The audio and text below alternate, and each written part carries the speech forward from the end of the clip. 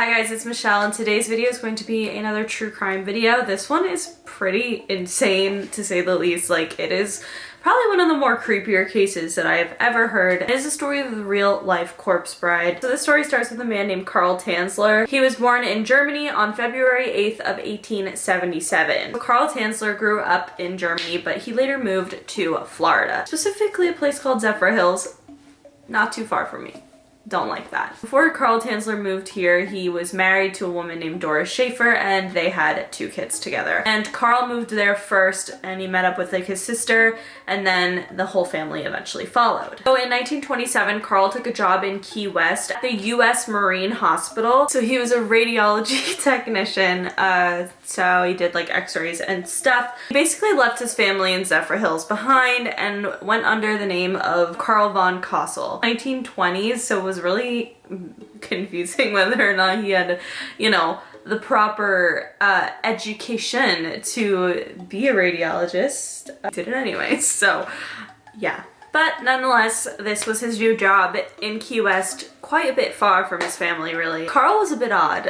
He, in his childhood, claimed that he would have all these like psychic vibes. Me saying he's a bit odd as if I literally don't claim myself that I have psychic vibes.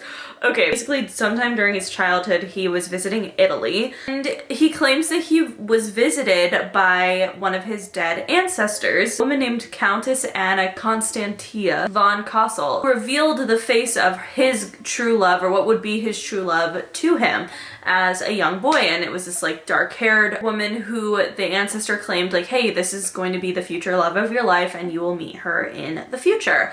So apparently that stuck with him and was not his wife that he married. So let's talk about who he met that ended up being this dark-haired woman that he claims was from his vision that his dead ancestor showed him. Maybe it does make sense that he's an Aquarius. So on April 22nd of 1930, while Carl was working in this hospital in Key West, he met 22-year-old Maria Elena, also known as Helen, and that's what we're gonna continue to call her, Milagro de Hoyos, the local Cuban-American woman who had been brought to the hospital by her mother because she thought that her daughter needed an examination. So Carl claimed immediately he knew that this woman, Helen, was the woman of his dreams that he had seen or had been shown to by his ancestor when he was a child back in Italy, that this was going to be the future love of his life. He just knew. He said that that was just her, and I don't think she really agreed with love, but he claimed that that was, you know, just it, that she was the love of his life. So Helen was sadly at the hospital diagnosed with tuberculosis, which at the time was a very fatal disease, and so they knew that Helen was going to die. But Carl wanted to really like try everything that he could to take care of her, to keep her alive, which automatically like his energy was just like not reciprocated.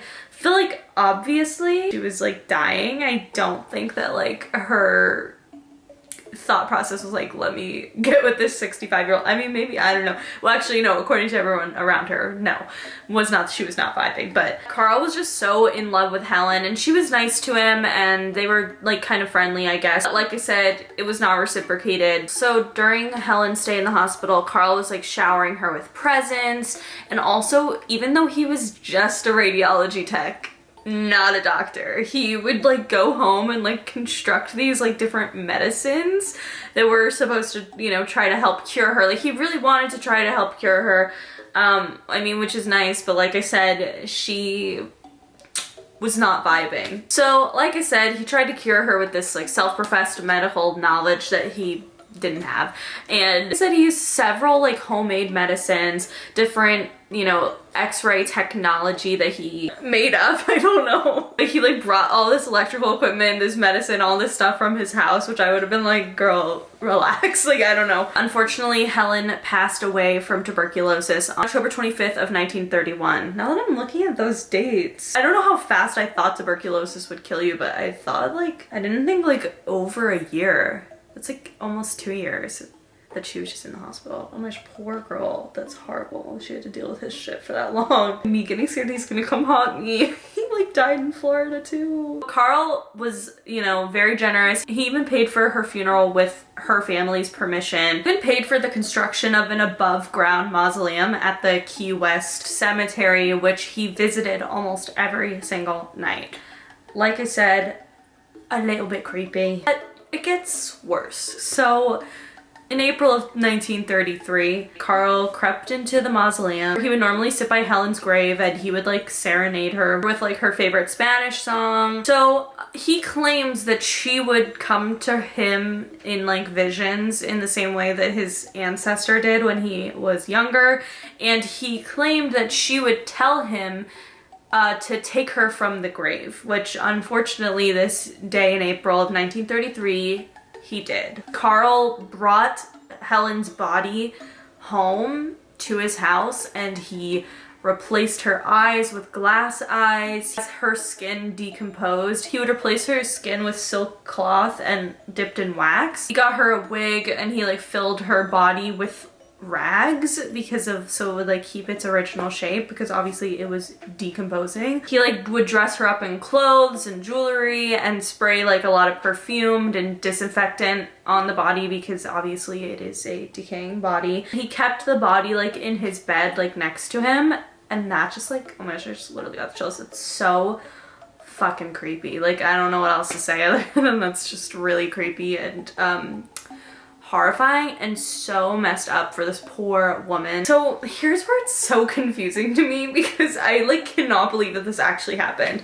In October of 1940, so this is 7 years later, Helen's sister Florinda had heard rumors that her sister's dead body was at Carl's house, that he like literally grave robbed her sister and was living with her corpse. And I was so confused as to like, I don't mean to laugh, but as to how this was a rumor. Like, this was just the neighborhood talk. Like, yeah, he's got a dead body in his house for the past 7 years. Like, how was that just... Anyway, well, actually, I'll tell you how. It's because he used to, like, dance with her body in front of the window, and that's, I guess, how neighbors started to notice, which is so weird. I don't know why no one called like the cops to be like, hey, this guy has a dead body. So Florinda actually wanted to confront Carl herself and she went to his house, and that is how she found that he actually was in fact living with the corpse of her sister. So Florinda ended up calling authorities and said, hey, like, this guy I'm pretty sure has my dead sister's body. And Carl was arrested and detained. However, the charges were dropped 7 years ago, so it exceeded the statute of limitations, so he therefore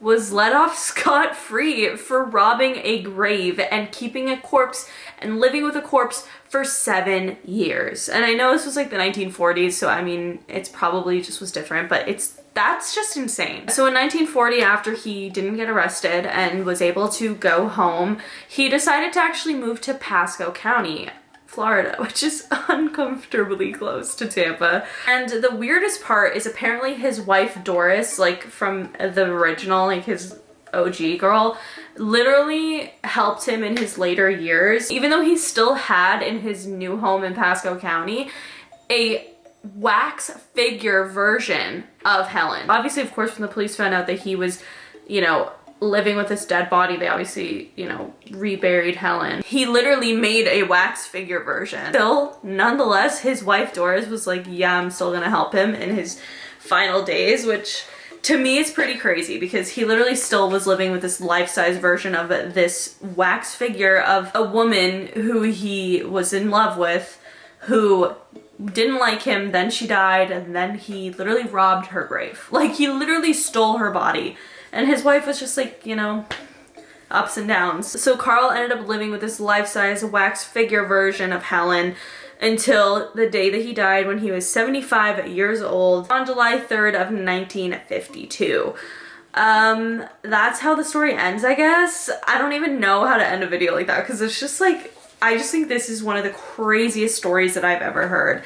It immediately reminded me of Corpse Bride. I mean, obviously it's like a bit different. I wonder if Tim Burton was like somewhat inspired by this story, but either way, it's pretty insane. I can't believe that like he completely, you know, robbed a grave and got off scot-free. That's pretty wild to me. I just think that's so horrible that Helen had to go through her last years of her life dealing with somebody who was like in love with her and she just like was not about it. And also then later he would literally rob her grave. It's truly messed up. It's truly horrible. So that is it for today's video. If you guys liked it, please give it a big thumbs up. Let me know in the comments below any other true crime cases that you want me to cover. Guys, and make sure you follow me on Twitter, TikTok, and Instagram because I'm always posting really dope ass shit on there. Subscribe for new videos every week and I'll see you guys later. Bye.